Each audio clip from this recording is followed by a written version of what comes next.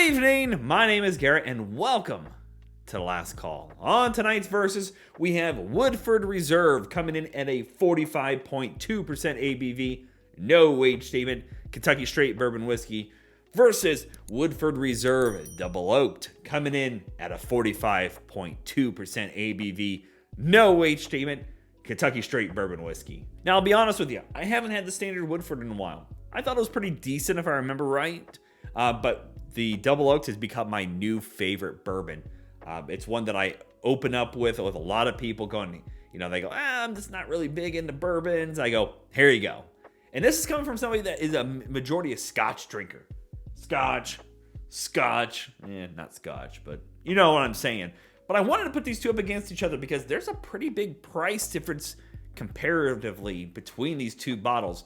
So we're going to get them both poured here and talk about them. And also, real quick, I want to let you guys know if you're looking for the full reviews on either bottle, they'll be linked up above and down below when they're live, along with some other Woodfords. I actually picked up this half bottle when I was down in Florida because I was like, that was during my time of, I was like, well, not really big into bourbon, so I didn't want to buy a full bottle at that time because I was like, I don't want it.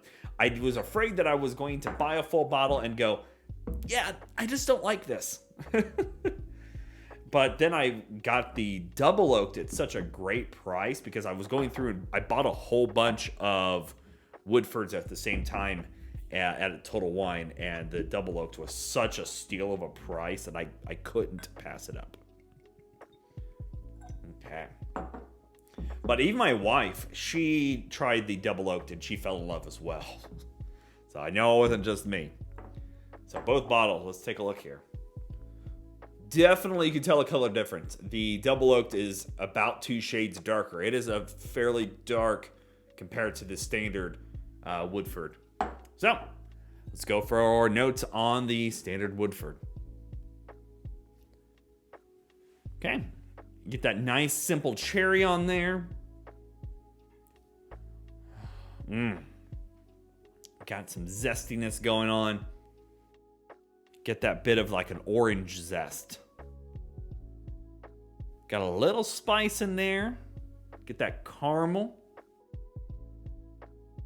ABV does show up just a little bit.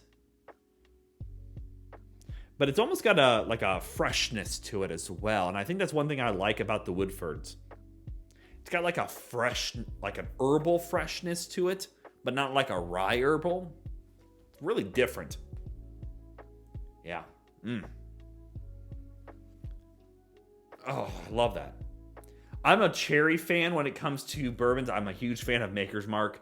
So, like, when I get wheated bourbons and they can bring in that beautiful sweetness to them, and like the Maker's Mark that brings in that cherry as well, I love it. Yeah. Almost like, this goes almost cough syrup like on there, like a cherry Luton's cough drop, but not quite as sickly sweet as a cherry that it brings. But nice and simple. I do love that nose with that minty herbal freshness to it. Let's go for the Double Oaked. And here, my mouth I'm just started salivating.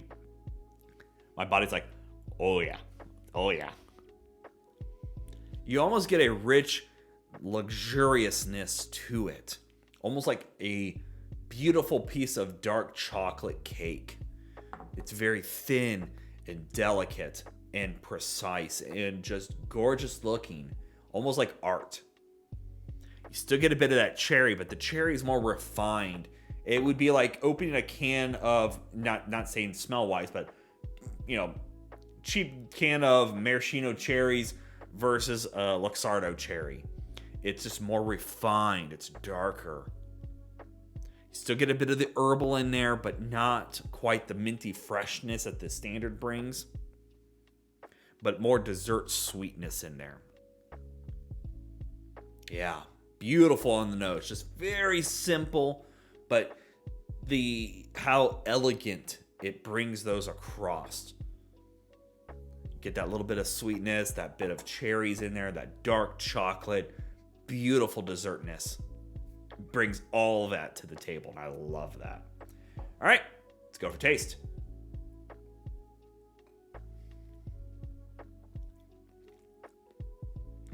Yeah. Get a little cherry on there. That minty, fresh, herbal notes are going on. A little bit of oak. ABV does show up a little bit, but it's not bad.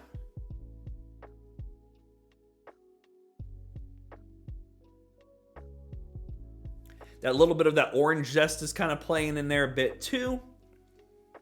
But it's got a nice, beautiful palate, and I don't remember it being that good. And maybe it's because it's probably been a good 4 months from between recordings for this on this, because I've just had so many bottles going on that I might have evolved to really liking Woodford.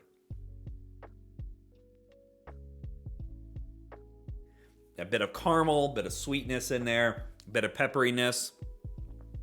But it doesn't have a super long finish for me. Leaves you with a little bit of sweet caramel and a little bit of oak at the end. But I love that minty herbal freshness in that mid palate. It's really nice. It kind of gets you set up for the finish, because it kind of ramps up a little bit with the caramel vanilla, and then that pepperiness, that orange zest kind of starts coming back down. You're getting that herbal mint freshness in the middle, and then a nice slow ride out with the oak and that bit of cherries in there as well. It's good. I do like that. Okay, let's go for the double oaked.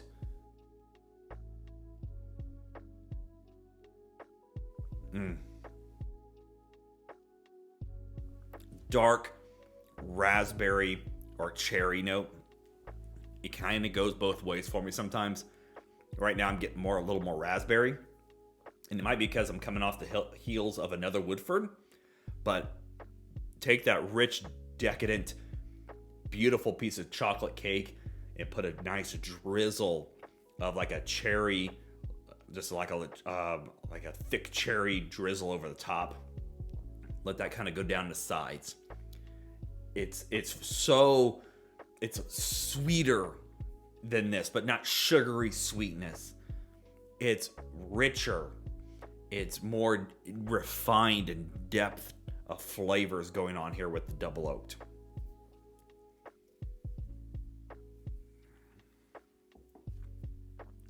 The dark chocolate just takes you for this beautiful ride. It's sweet, and it's just bringing in all these beautiful notes of that dark chocolate, the sweetness, the oak, that cherry. Getting a little bit of that toasted concept in there too. Almost like they've maybe done a little blowtorch with it, or maybe they put some, that's what it is. They took a little bit of like a whipped cream, homemade whipped cream, put that a little dollop on there and then blowtorched it to kind of toast it just a little bit, almost like a marshmallow quality to it. The double oak just brings so much character to that, and I freaking love it. Ugh. Yeah. Get a little vanilla in there too. Oh, that's so good. All right. Let's talk about market price, because we all know market price is market price, and it's always going to vary. In my market, usually a full bottle can run anywhere between $30 to $35, $37, depending on where I'm shopping at for the standard Woodford. The double oaked all over the pricing for me. If I go to a Total Wine, I can get it as cheap as $43. And I've seen it go as high in my market. I can usually find it for between $47 to $53, but I've seen it go as high as $60+.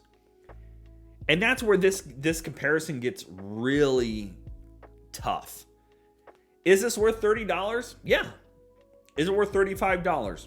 I'd pay $35 now thinking about it. Yeah, I'd pay $35 for this. Is this worth $43? Hell yes. Is it worth $60+?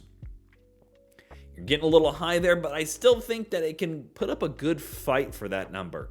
55, I don't think it's a problem. Going up in the 60+, it's a little harder.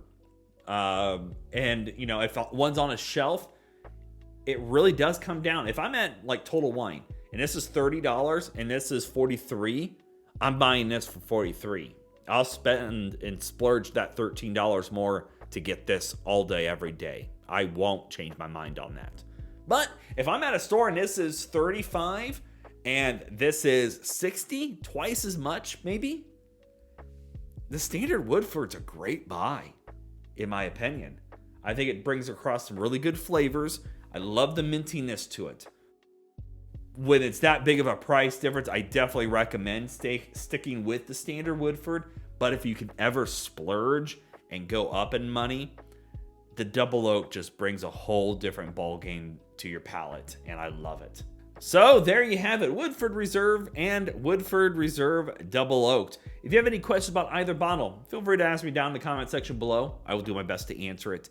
And if you have any specific spirits I should go looking for, also let me know down below. I'm always on the hunt for something unique and fun to try. And as always, may your last drink of the night be the best one.